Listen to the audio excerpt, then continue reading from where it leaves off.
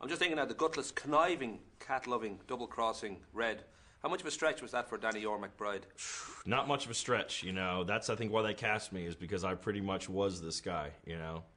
Well, there is that sense from Cheech and Chong to Harold and Kumar and Lebowski and so many others that there's a subgenre, the stoner comedy. I don't know whether for you there was a sort of sitting down one night and kind of getting yourself in tune with that world, or whether I know this world pretty well already. It was pretty much a lifetime's worth of preparation for this film, yes. And the notion too that I read that the action sequences, for example, this is something that was done quite naturally, and there's a week of you had to shoot of being battered and bruised, and yeah. In moments like that, do you just sort of say this is the life, or do you think what the hell am I doing? You know, luckily it was funny, you know, the fight that we would laugh and we were like, I can't believe that I just threw James Franco through that, but yeah, it definitely is pretty surreal when you're just coming to work for a week and you're just having the hell beat out of you. It is pretty weird, but it's all in good fun, so it's not bad. I know that your buddy David Gordon Green directs here, and you noticed when you kind of met up with Judd on the set of Knocked Up that there's sort of similarity in the approach to how they make movies, and I'm guessing then it was quite an easy shoot for you because you're kind of in a world that working with people that have the same kind of approach and working in a world that you feel very comfortable with. Was it a particularly good shoot that way, or? It was great, actually. You know, I'd gone to school with David and known him for a long time, and David pulls a lot of the same guys onto each movie. So, you know, it was pretty awesome to walk onto the set, and you're there with, like, you know, all these guys you went to college with that are all, like, you know, getting paid real money, as opposed to when we would make these independent films and we'd be paid in ham sandwiches.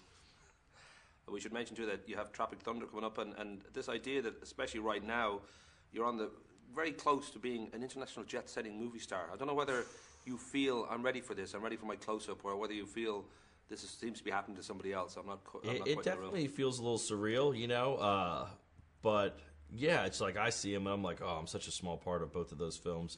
So, you know, who knows what will happen, but if it can allow more opportunities to go to cool cities and have the trip paid for by a studio, I'm in. I'll take it.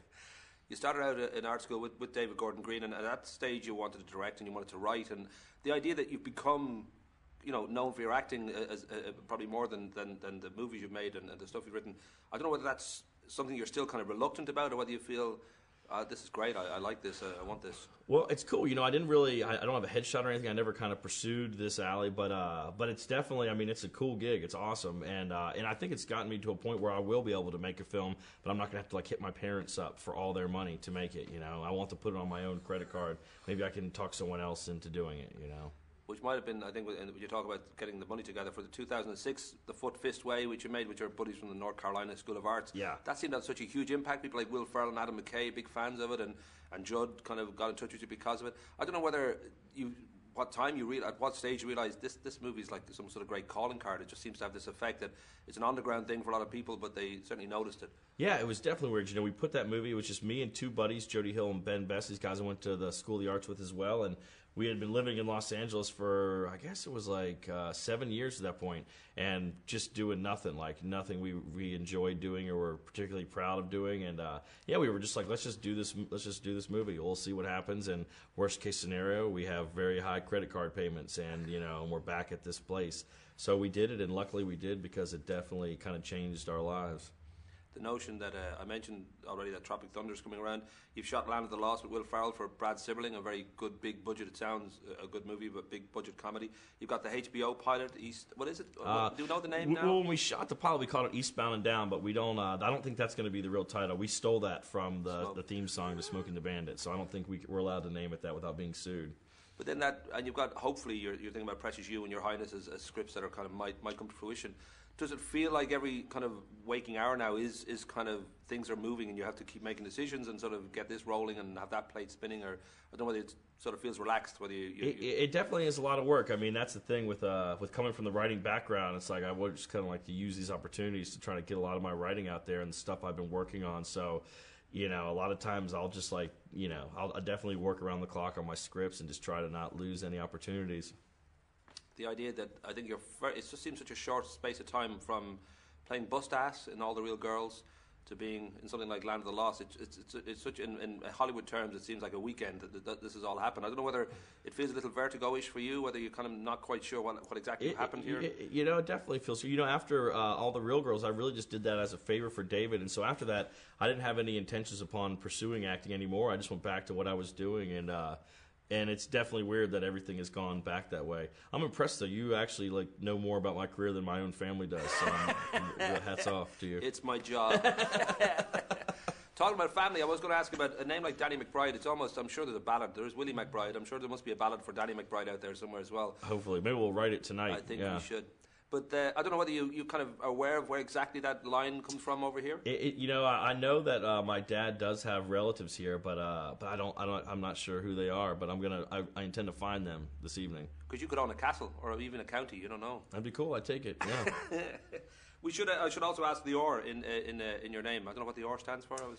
It stands for Richard. When I got into these films, I had to join the Screen Actors Guild. I had to join the union. And you're not allowed to join with someone else's name, and there already was a Danny McBride, and he's a singer from the 70s, and and so I had to use an initial or change my name, and so I put the R in, but then about a month ago I got a letter from SAG saying that I beat the old Danny McBride. I have more credits than him, so now he has to use his initial, and I get the name. Rock and roll. It's really mean. It's not a nice way to do things.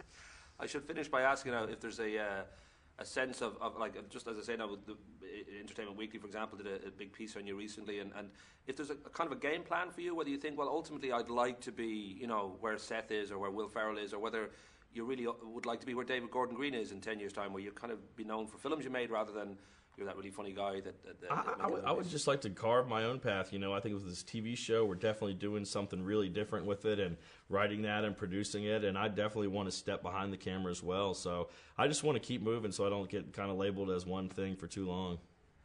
Just very briefly, the character here, Red, I don't know if that was... He's just such a kind of that wonderful mix of he's a despicable guy and yet you just love the guy as well at the same time. Is that something that you really work hard at, or you think, well, that's easy, I just sort of do bad things, but I'll always sort of come through? For me, I always like characters like that. I like the characters that aren't necessarily like morally correct, and there is some sort of like having to kind of really push through to identify with the person because you're not really in sync with all the things that they're doing. And I don't know, I think it's kind of cool to side with the asshole. I like it. Rock and roll. I'm beginning the friendly finger. Nice to talk.